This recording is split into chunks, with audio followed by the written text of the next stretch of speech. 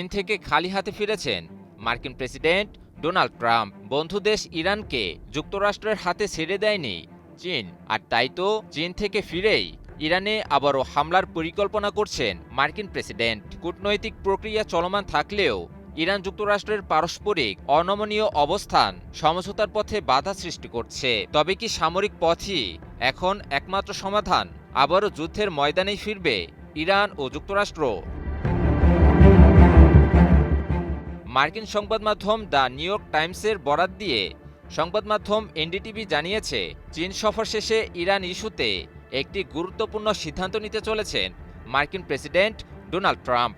New York টাইমসের প্রতিবেদনটিতে বলা হয়, কূটনৈতিক অচলাবস্থা ভাঙতে ট্রাম্প যদি সামরিক পদক্ষেপের সিদ্ধান্ত নেন, তাহলে ইরানের বিরুদ্ধে আবারও বিমান হামলা শুরু করার পরিকল্পনা করছেন তার শীর্ষ উপদেষ্টারা।